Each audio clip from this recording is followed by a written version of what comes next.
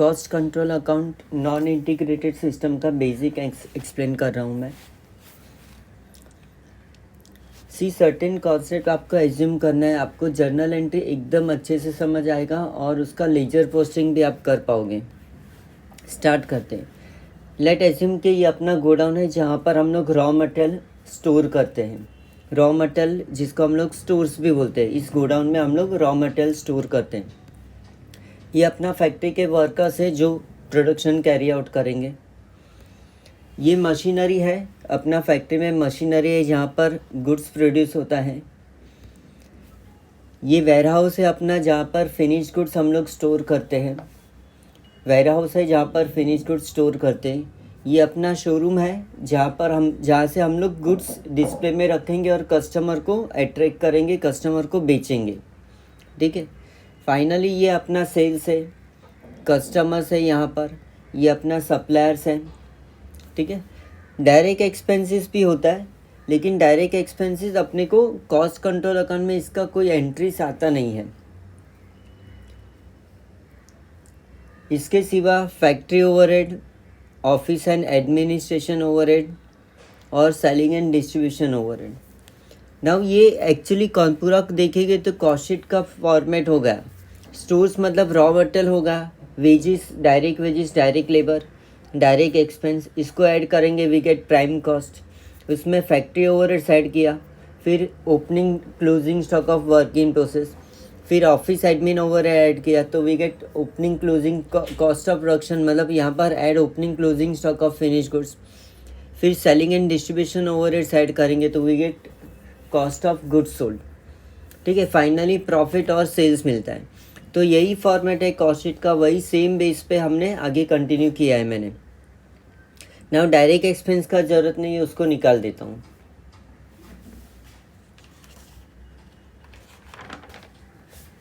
Start कर दे।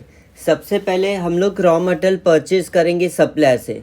तो raw material purchase किया तो नॉर्मली एंट्री होता है purchase account debit to cash या purchase account debit to creditors.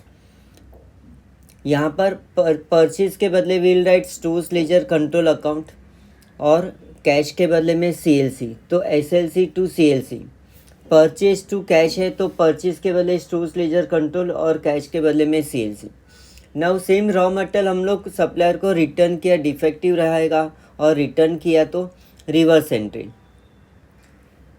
हम लोग एंट्री पास करते हैं creditors account debit to purchase return, तो यहाँ पर क्रेडिटर्स के बदले में CLC account debit to stores ledger raw material going out.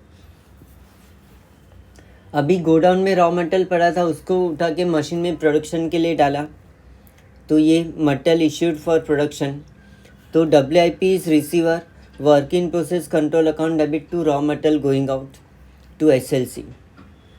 फिर ये जितना हमने मशीन में डाला था उसमें से कुछ मटेरियल यूजेबल नहीं या डिफेक्टिव रहेगा और रिटर्न किया तो reverse entry SLC account to WIP।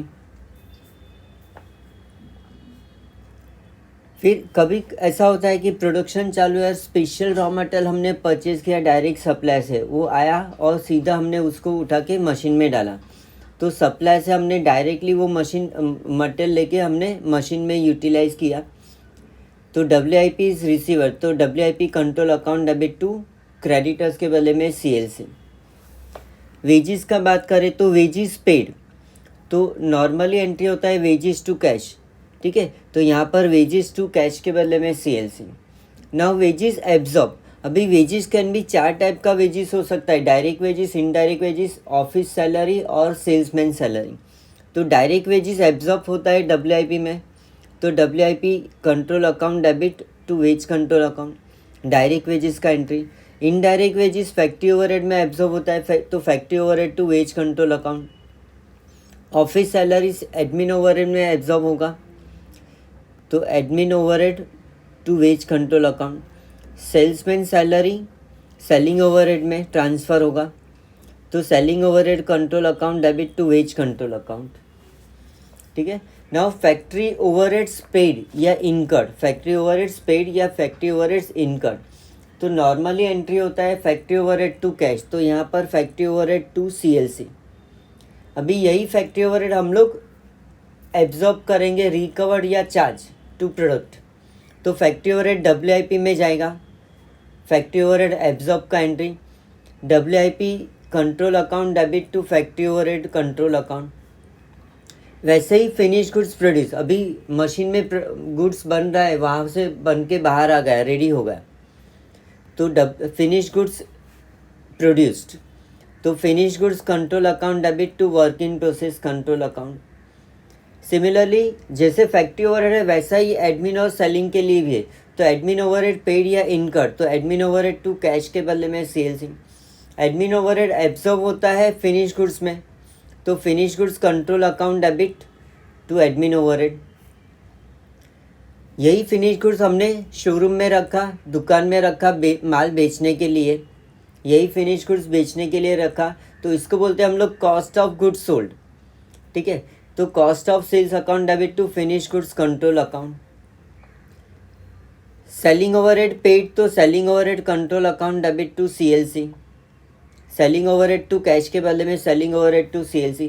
Selling overhead absorb होता है कॉस्ट ऑफ सेल्स में, तो cost of sales account debit to selling overhead control account.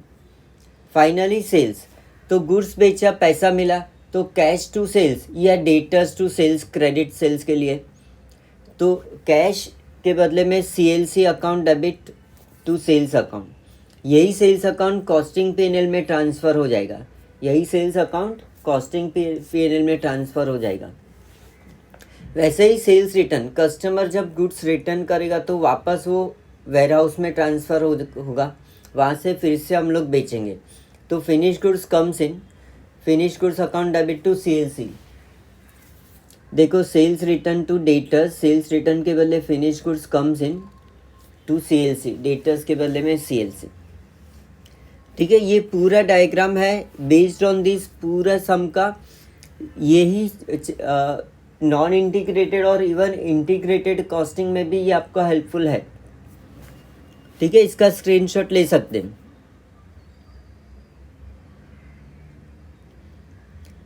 अभी मैं आपको एक्सप्लेन करता हूँ steps to closing. Ledger balance को हम लोग क्लोजिंग करेंगे, टोटलिंग में क्या स्टेप्स फॉलो करना है। तो सबसे पहले हम लोग एक्सपेंसेस या ओवरहेड्स का अकाउंट्स क्लोज करेंगे, तो वेजिस है, फैक्ट्री ओवरहेड, एडमिन ओवरहेड और सेलिंग ओवरहेड। इसमें जो बैलेंस मिलेगा, तो अगर इसका नॉर्मली सब एंट्रीज दिया है, वेजिस पेड का और वेजिस एब्जॉर्ब का एंट्री दिया है, तो any balancing figure will be under या over absorb to transfer to costing P&L। Factory overhead में भी अगर फैक्ट्री ओवरहेड पेड और फैक्ट्री ओवरहेड एब्जॉर्ब का एंट्री दिया है, तो balance figure will be over या अंडर एब्जॉर्ब और उसे कॉस्टिंग P&L में ट्रांसफ़र करना है। सपोज ये भी दिया है, तो it can be carried forward to the next month. अगर क्वेश्चन में स्पेसिफाई किया है कि भाई बैलेंस हम लोग कैरी फॉरवर्ड करते हैं, तो नेक्स्ट मंथ या नेक्स्ट ईयर में कैरी डाउन ब्रॉट डाउन करने का।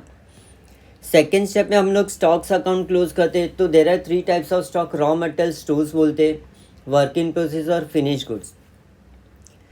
तो रॉ मटेरियल को क्लोज करेंगे तो नॉर्मली क्लोजिंग बैलेंस मिलेगा, closing stock of raw material, work in process या finish goods.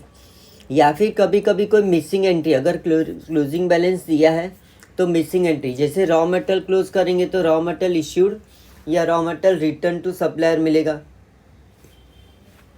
Work in process close किया तो फिनिश गुड्स प्रोड्यूस मतलब कॉस्ट ऑफ प्रोडक्शन मिलता है, और अगर फिनिश गुड्स को टोटल करेंगे तो कॉस्ट ऑफ गुड्स सोल्ड मिलेगा। थर्ड स्टेप में हम लोग कॉस्ट ऑफ सेल्स और सेल्स अकाउंट दोनों क्लोज करेंगे। इसका जो भी बैलेंस है, cost of sales is transfer to costing P&L and even sales account is transfer to costing P&L। Next step में हम लोग कॉस्टिंग P&L क्लोज करते हैं। इसका balancing figure will be our net profit या नेट लॉस, और इसको हम लोग CLC कॉस्ट लेजर कंट्रोल या जनरल लेजर एडजस्टमेंट अकाउंट में ट्रांसफ़र करेंगे। CLC का जो क्लोजिंग बैलेंस है वो बैलेंस कैरिड डाउन ही होगा और उसे हम लोग ट्राई बैलेंस में ट्रांसफ़र करेंगे। ट्राई बैलेंस में रॉ मटेरियल मतलब स्टोर्स, WIP, फिनिश गुड्स और CLC, ये 4 तो आएगा ही आएगा। और अगर ओवरहेड्स में फैक्ट्री ऑफिस एडमिन में अगर over under absorb costing P&L में ट्रांसफ़र नहीं होता है, तो उसका बैलेंस कैरिड डाउन भी ट्राई बैलेंस में आता है sometimes. Finally last step trial balance tally हो जाएगा। इसका स्क्रीनशॉट ले सकते हैं। Thank you.